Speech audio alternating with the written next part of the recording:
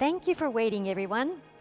Now our first panel discussion is titled Global Commons Stewardship as a World Common Value.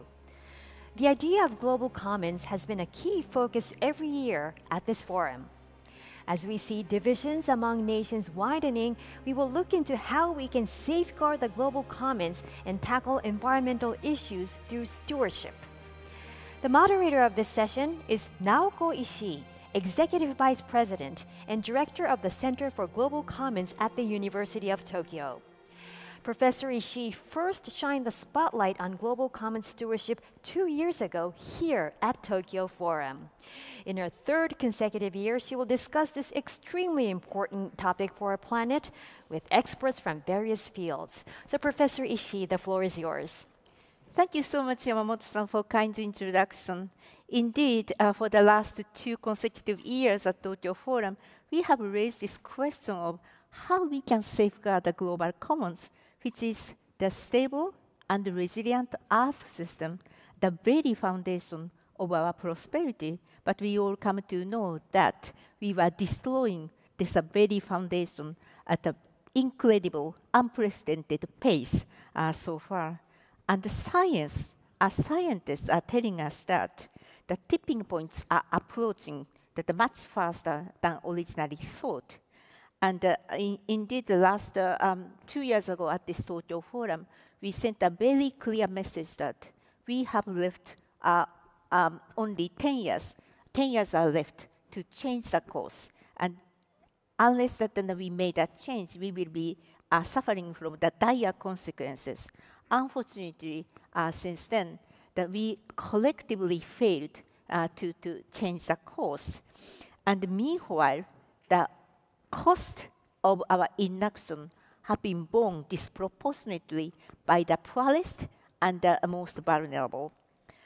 Very recently, we had a COP27 at Sharm el-Sheikh, and maybe some of us were there, including myself. And unfortunately, COP27 didn't really deliver what we need to see.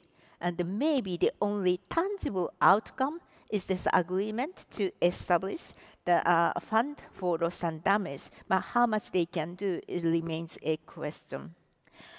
So during the COP27, UN SG, the Secretary General, mentioned that we were on the highway to the climate hell, while still our foot on the accelerator. So what would be our exit? How we can really exit out of this highway, and what kind of mechanism is needed? That is a question we want to address during this session. Interestingly, this is an opening session. I hear something very, very inspiring. It was the comment made by Che Teon, the chair of the SK Group and the president of the Che Foundation. He said that under the current economic system, social value or natural capital are not really valued or measured in the current economic system. So consequently, we take them as more like a free good.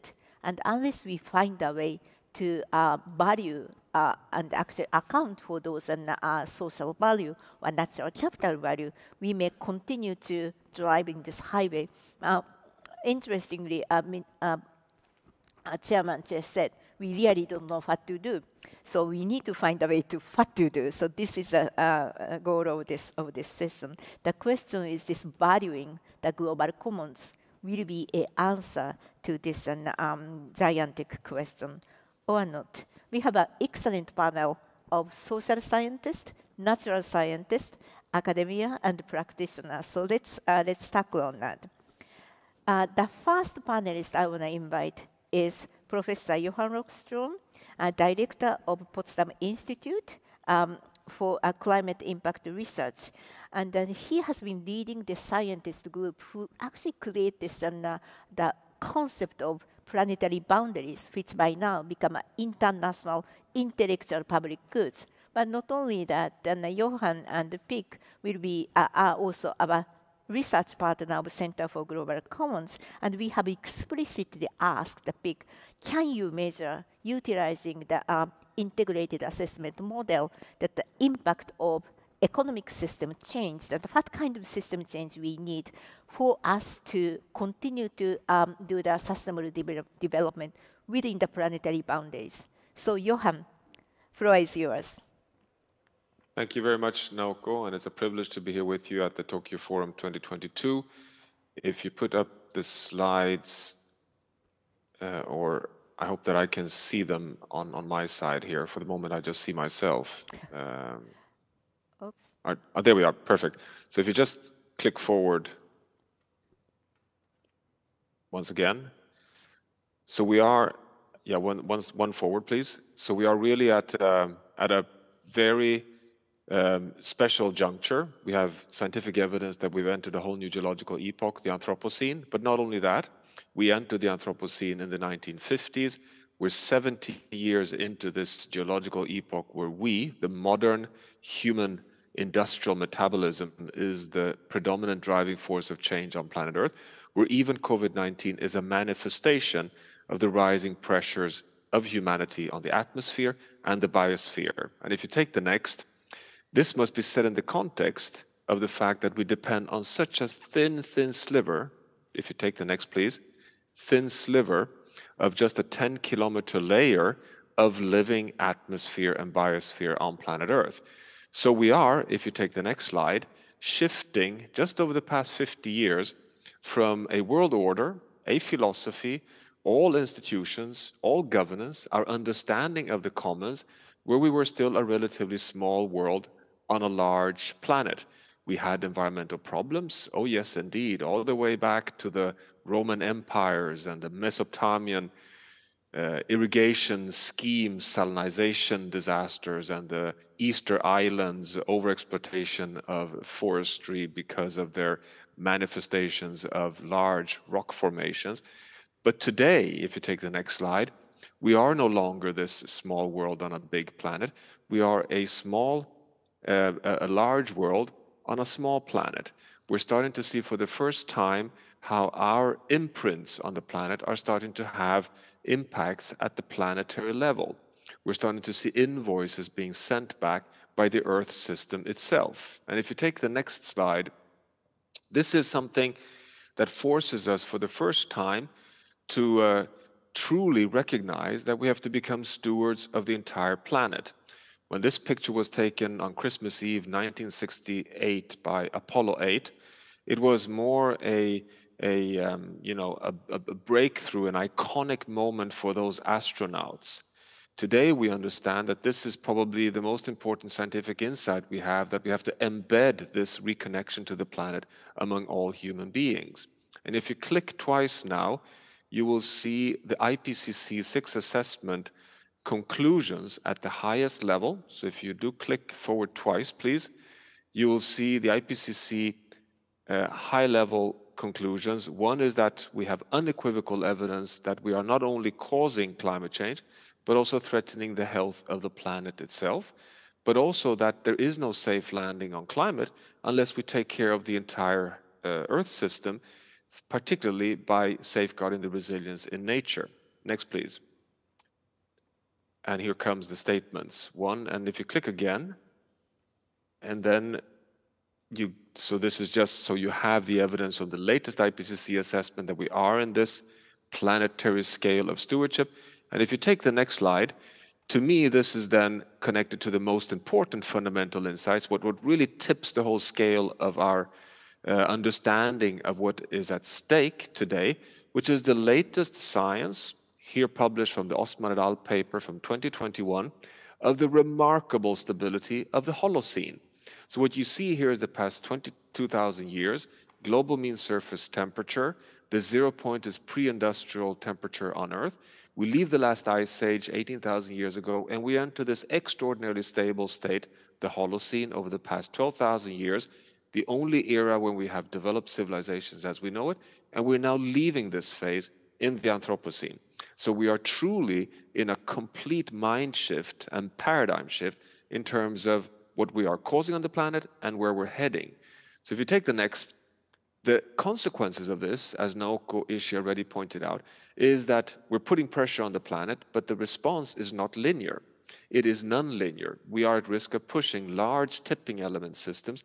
Shown here in the x-axis, we have mapped 16 large biophysical systems that are part of the global commons, that we have scientific evidence that they regulate the state of the climate system, and if you push them too far, they will cross tipping points and irreversibly move into a state that not only will undermine life support for our world development, but also self-amplify warming in most of the cases. The red ember diagrams here is the confidence intervals in science. Darker the red, the higher the scientific confidence. The dotted lines is the mid-average point. And what you see here is 1.5 degrees Celsius. And look at this graph. There are 5 big tipping element systems furthest to the left that are likely to cross their tipping points already at 1.5. 1.5 is therefore not a target. It's not a negotiated goal. It's a planetary boundary. It's a limit. And what you see here is that the Greenland ice sheet, the West Antarctic ice sheet, all the tropical coral reef systems on Earth, the boreal permafrost, and the Barents Sea ice will likely be crossing the tipping points already at 1.5. This can lead to cascades, if you take the next slide, where we have more and more scientific evidence that when you cross a tipping point on Greenland, it will slow down the overturning of heat in the North Atlantic, which in turn pushes the Amazon, the monsoon systems that regulates rainfall over the Amazons further south. So the tipping element, the Amazon, becomes more brittle because it gets drier and has more forest fires, and you get more warm surface water getting stuck in the Southern Ocean, which can also explain the accelerated melting of the West Antarctic ice sheet. So not only is 1.5 a limit, we have this interconnectedness between the global commons that regulates the livability on Earth. That is why, if you take the next slide, we have developed the planetary boundary framework, asking ourselves, what are the biophysical systems and processes that regulates the state of the Earth system? And can we quantify scientifically a safe operating space, shown here in green on the right hand, that gives us a high chance of keeping the planet in an interglacial Holocene-like state, the only state that can support humanity? Unfortunately, the scientific assessment, and what you see to the right is the latest third assessment of the planetary boundary science, not published yet, this is work in progress, that 6 of the 9 boundaries are outside of the safe space. Climate, biodiversity, land system change, but also fresh water, overloading of nutrients, and air pollution, and overloading of chemicals.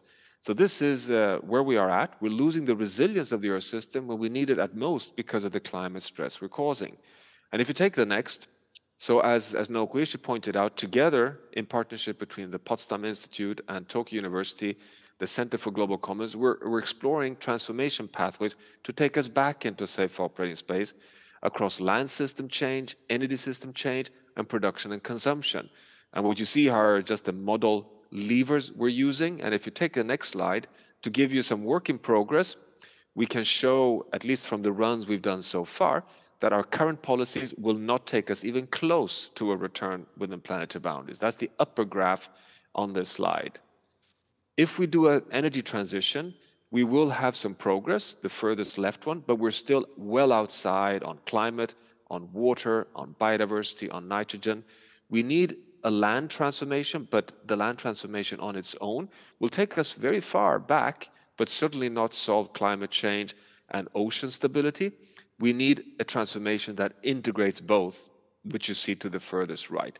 Not surprising, but we're getting the numbers there. So all of this, if you take the next slide, forces us to kind of fundamentally rethink our relationship with planet Earth. It verifies, to begin with, the Gaia theory of James Lovelock, the theory that the Earth system is a self-regulating, complex system guided by interactions and feedbacks. But it also supports the Bruno Latour philosophy that we have to land back on Earth. We have to reconnect our world with planet Earth, and therefore, if you take the next slide, redefine what we mean by human welfare. And think of, if you take the next slide, think of the global commons as something that we all share, that we all depend on, and that in the Anthropocene, we can define them as all the systems, as Naoko ISHII did, that regulates and contributes to the stability and livability, and therefore also the fairness and justice for all humans on planet Earth. To me, this means, as a final slide, next one, please, that we have to redefine what we mean by sustainable development. It really is about equity and prosperity, justice and livability for all within scientifically defined, safe operating space of a stable and resilient Earth system. That is science, but it really connects to philosophy because it's a new world value base that we all need to share universally. Thank you very much. Thank you, Johan, so much for really linking this and our technical work and this global commons with philosophy and the value system. Now, I was just informed by staff that you and Joita had a hard stop at 9:30, which was the original time to be ended. So that let's ask from Joita, and then go to Jeff Sachs and go to you. So to change a little bit of the order. So please bear with us. Joita. So that Johan's presentation and also mentioning this growing inequality is maybe the good segue to your presentation, because I understand that your new paper really addressed that growing inequality and what may be the cost or the impact on the planetary Earth system if we try to ensure that minimum access. Joita, floor is yours. Thank you very much. Should I share the screen or will you share the screen? I can also share the screen. Yeah, it came up. Okay, so I should not. So am I controlling it or? Yeah, okay. So good evening, everybody. I'm going to talk about building on what Johan has just presented about can we actually meet minimum needs of people worldwide within the planetary boundaries. And this has been the result of a Earth Commission project, and we've just finished publishing it. So basically what we looked at, how are access to resources and impacts on the environment distributed? How can we quantify a minimum access to resources for the poor? And what would have been the hypothetical environmental consequences of achieving such minimum access in 2018 in the context of current inequalities, technologies, and behaviors? So this was really an experiment. So in this figure, what I'm trying to show you is in green, a sort of a safe corridor. And then we have a planetary boundary. Possibly, we are already beyond that boundary. So we have shown that in the blue line. So that basically gives you an idea of the fact that we are already in an unsafe space. Now, if in 2018, we were to provide people minimum access to water, food, energy, and infrastructure, what would that mean? And we defined two levels, access level 1 and access level 2. Access level 1 is really just enough to live a dignified life. Access level 2 enables you to perhaps escape from poverty. Now, when we're talking about these different levels, I can give you an example of what we are meaning. So for energy, we're really talking about providing a person 3 lamps or 1 lamp and 1 fan or just 1 fridge. If you're talking about water, we're talking about a minimum for drinking, cooking, and sanitation, so between 50 and 100 liters per person. The water for food is calculated under food, so not under access to water, but it is calculated.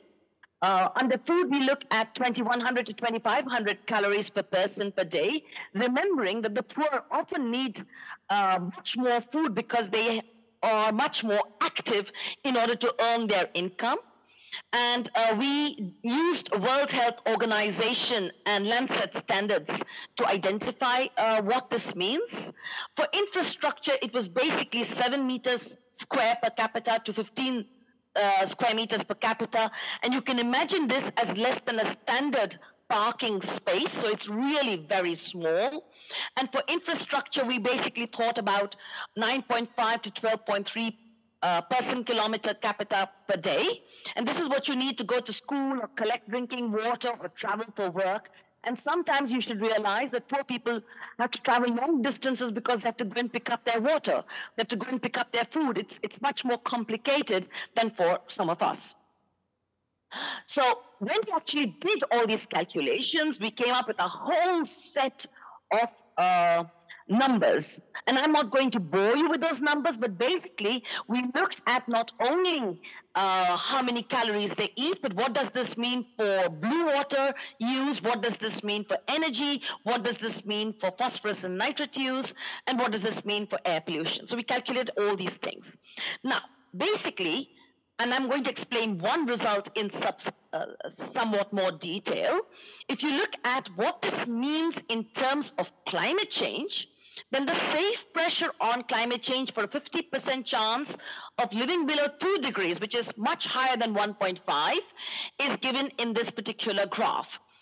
Current pressure is significantly higher, and the hypothetical pressure, if you meet minimum access of people, is significantly higher. And this basically means that if you really want to provide people with access to food, water, energy, and infrastructure today, in today's world, you have to focus significantly on redistribution.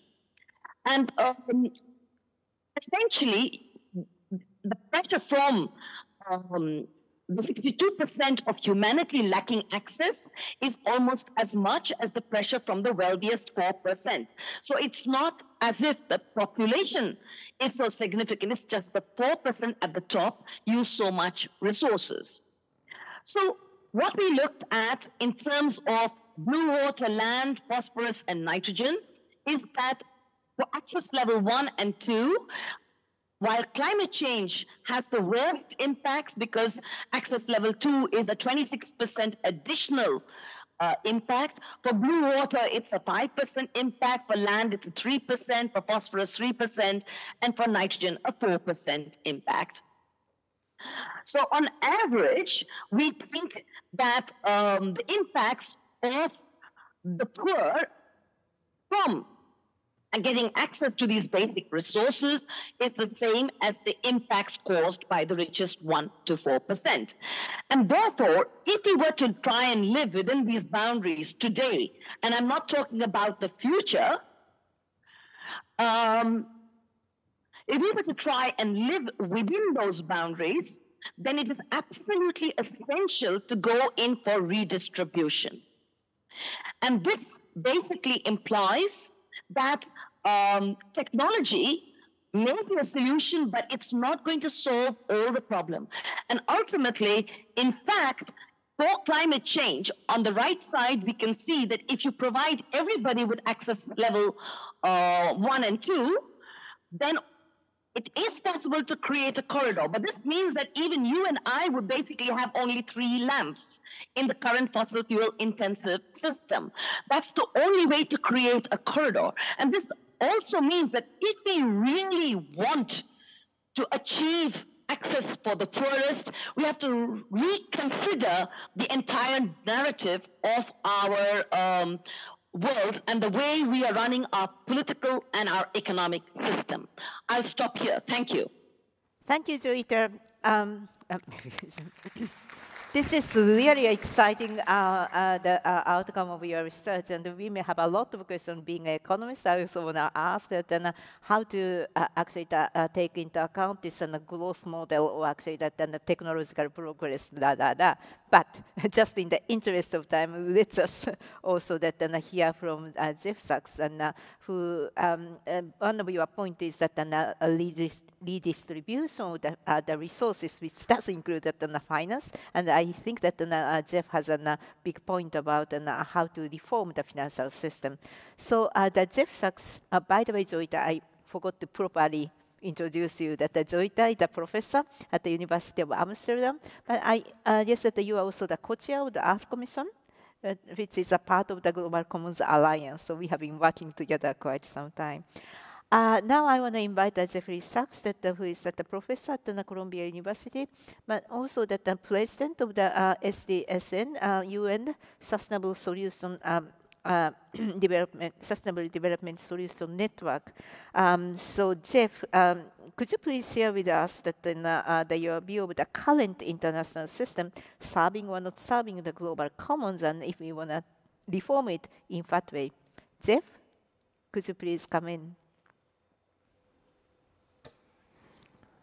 Hello, I'm Jeff SACHS. Thank you for inviting me to this very interesting and important panel of the Tokyo Forum on global stewardship and the need for common values for global stewardship for the global commons. I want to make two basic points.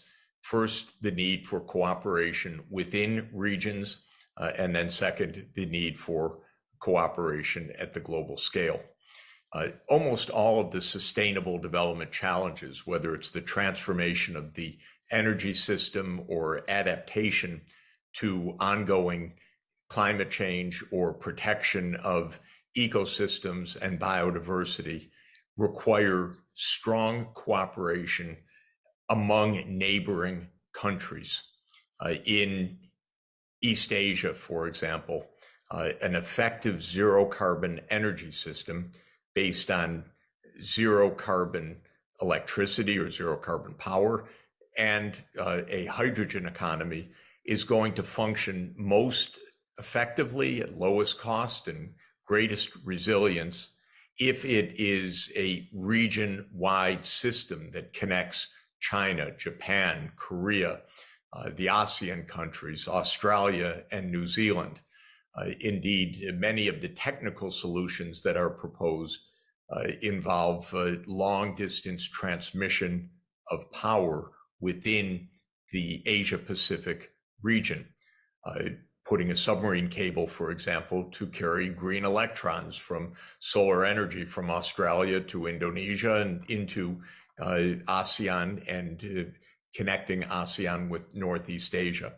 For that kind of regional cooperation, we need to overcome anachronistic geopolitical divisions. The idea that the world is divided between a US-led alliance and a China-led alliance is one of the most dangerous and misguided ideas of our time. We need Japan and Korea and China and the ASEAN countries and Australia and New Zealand not dividing according to old alliances, but cooperating with each other. A lot of planning, a lot of dialogue, and a lot of shared investments. Similarly, at the global scale, we need to overcome two basic divides. The first is the so-called East-West divide, where the East is maybe China and its closely allied countries, and the West, so-called the US and European Union and its allies. That East-West divide is very tense right now. Of course, it's engaged in open conflict in Ukraine and great tensions in East Asia. It is outmoded. It is dangerous. I think the United States has a wrong view. It pushes very hard on its alliances. The US, after all, has military bases in 80 countries or so around the world. Too much. We don't need it. It's outmoded. It was a post-World War II phenomenon that should be put into reverse now. The other division at the global level, of course, is the North-South division, so-called, which is really a West and the rest division, because the Western countries, by that I mean Northeast, the North Atlantic region of Europe on the one hand and the United States on the other, and a few countries in Asia, especially Japan, Korea, and so forth. These are the high-income countries, and the rest of the world is saying, what about us? And when are we going to have a global economic system that ensures truly a path for our convergence to the same living standards over time? Of course, That requires investment, it requires effort, it requires ingenuity, but there needs to be a clear pathway forward. And for much of the world, these poor countries feel absolutely stuck, unable to obtain the finance, unable to obtain the technology, too far behind, and being left farther and farther behind. And for all our talk, we don't have a proper international financial system that truly gives a pathway to sustainable development for the low-income countries and for most of the lower middle-income countries as well. I'll come back to that in the second round on the panel. My main point is very simple, and that is the idea of a division of the world between a US-led alliance and maybe a China-led grouping is a very bad idea. It's an American idea. America is too much on alliance politics. It always talks about its allies and friends. We need a true multipolar world in which there's strong cooperation within regions and in which the regions cooperate with each other and in which the poorer countries feel, yes, there is a fair path ahead. So those are my main thoughts on the first round of this panel discussion. Again, thank you so much for including me. Thank you so much, Jeff. And actually, you provided a beautiful segue to the Professor John Tae-yeon, the professor of the Yonsei University. And then you have an extensive experience of being academia, the practitioner. So what do you think that then if the current world or that the system doesn't work, what would be the best mechanism to govern the global commons? Thank you, Professor Ishii. It's my great honor to join this Tokyo Forum 2022. Well, first of all, let me start that my reflection on global climate change discussion for last 30 years. I dare to say that it was not quite successful, nor effective, even if we did our best to move forward. But to tackle the climate change issue, so far, what we have done is not enough. And based on this humble reflection, I said those couple of my observations. First of all, why not then? First, I think it's a too much public-driven discussions without concrete solution. And we stick too much, oh, look, this is a global public good. So the public sector has to deal with that. I think we stick too much on this idea. Second, I think we put too much weight on mitigation issue. I think Yuan said, during his presentation, climate change issue is not how to cut the CO2. I think how to live in resilient society. That's also important issue, but we haven't forgotten that one.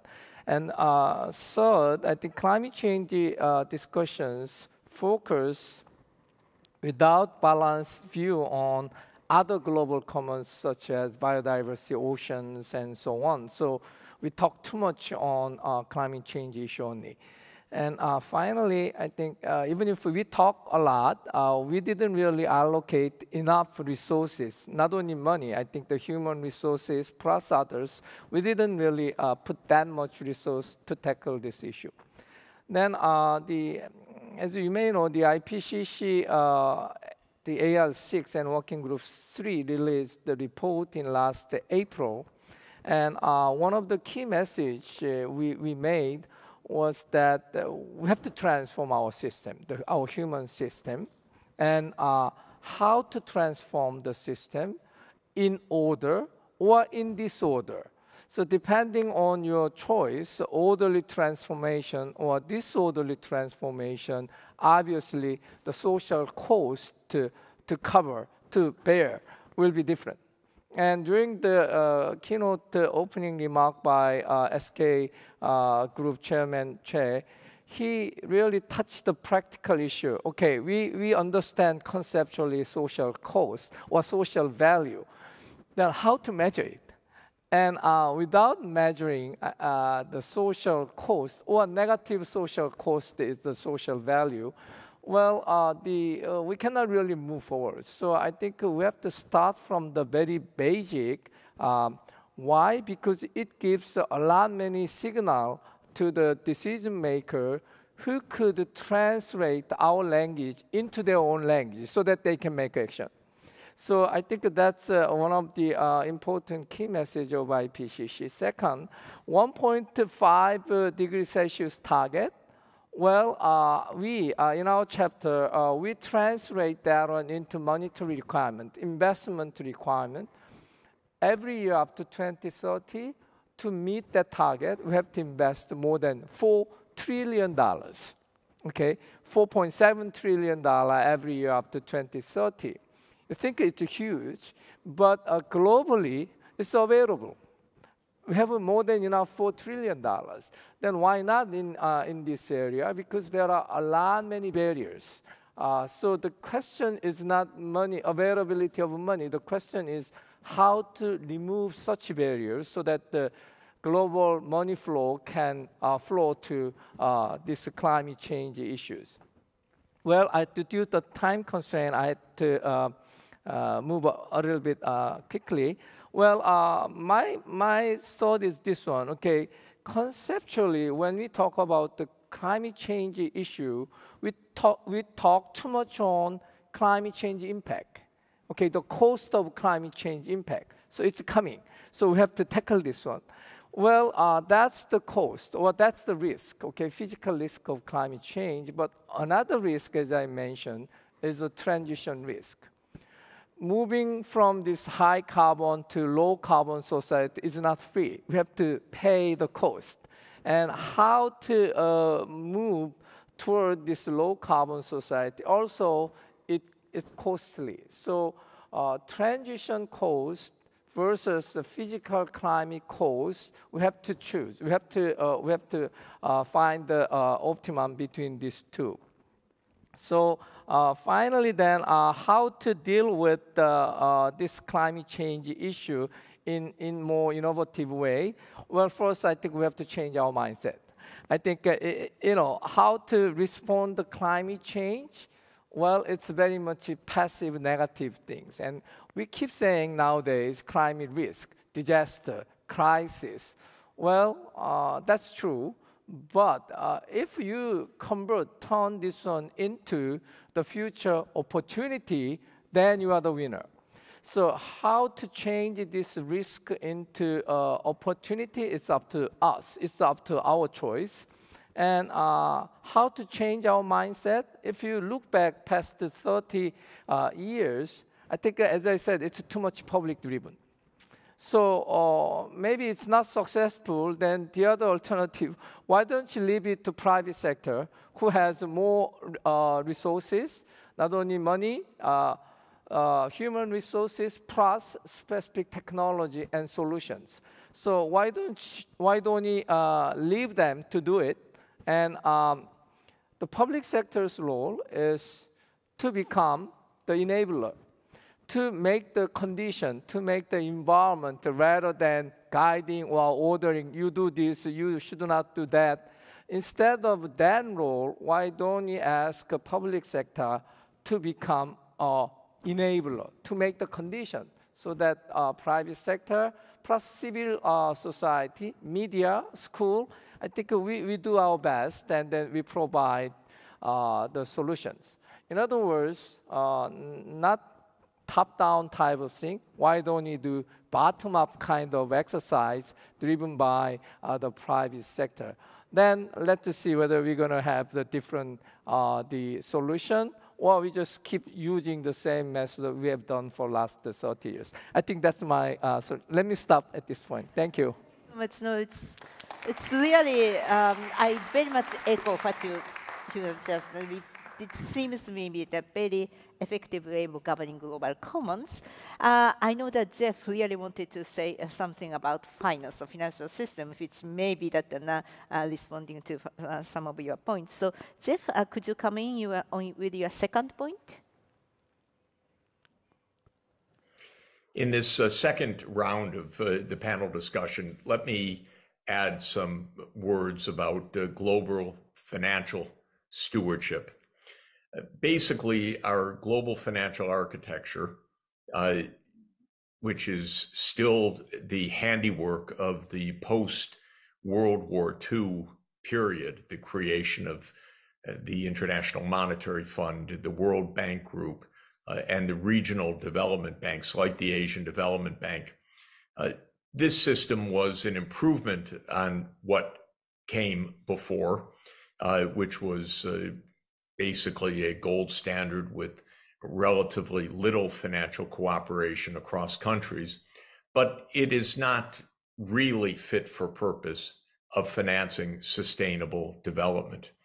The main problem is that development finance, that is the official or the officially supported flows of finance, are simply too small to enable the low income and lower middle income countries to really accomplish the task of economic development in a socially and environmentally sustainable manner. The problem is that for the 82 low income and lower middle income countries, which together have about half the world population, a large part of that grouping simply does not have adequate access to finance on terms that are manageable for long-term development. 79 of the 82 countries in that grouping do not have an investment grade credit rating. So if they go to borrow on the international bond markets, they pay punishingly high interest rates and get maturities that are very short-term and incompatible with long-term development needs. They would like to turn more to the multilateral development banks like the World Bank or the Asian Development Bank or the African Development Bank and so forth. But those official institutions, very important, operate at far too small a scale to finance the major transformations to sustainability and social inclusion that are needed. So the low-income countries go to the World Bank and they're told they have a small amount available and they should make the best of it. And the total financing from the multilateral development banks each year is on the scale of between $100 billion and $150 billion a year. But every reasonable estimate suggests that those flows should be on the order of $1 trillion a year or higher. So I believe that we have the tools that we need to make a much fairer system, or let me just say a fair system that gives the developing countries a path to development, and it is development finance institutions. But we need to increase dramatically their scale of operation so that they can lend long-term, low-interest finance to the poorer countries so that the poorer countries can make the investments in education, in healthcare, in energy transformation, in climate adaptation, in sustainable agriculture, in urban infrastructure, and in digital access that are essential for the success of those countries. This, I think, is the major challenge that really confronts the G20 in its practical work. Japan, as a crucial country in the G20, should take up the challenge of a dramatic increase in the scale of development finance so that the low income and lower middle income countries have the means to tap long-term, low interest loans in order to finance the crucial investments for the transformations needed to achieve sustainable development.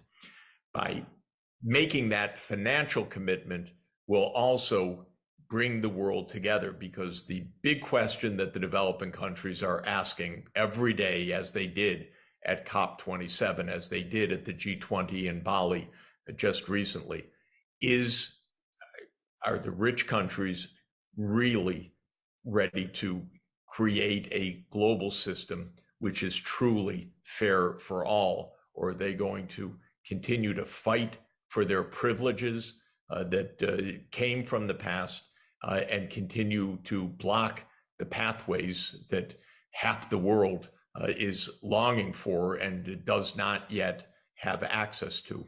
We need a system that creates the conditions for sustainable development for the entire world, and a financial architecture for that is absolutely critical for success.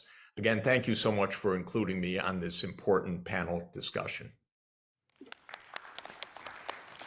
Thank you so much, Jeff. And because of the time constraint, actually two of our panelists already left, and it really come to the end of this session. But to me, it's a really challenge is gigantic. But it seems that there's one clear message. We need to really shift our value system and the value system to take care of global commons, that every one of us has to own it. And without really changing our economic system, and who can change it? It's actually the politicians, the politics. And then who is electing politicians? It's us. So that then it all comes back to each one of us, how serious we are on this challenge. And we should really play our part to safeguard the global commons. Thank you so much, everyone. Thank you so much, and congratulations, Professor Ishii and all the panelists. Please see them off with a big hand.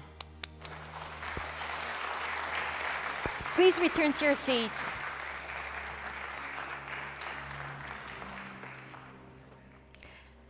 Thank you very much.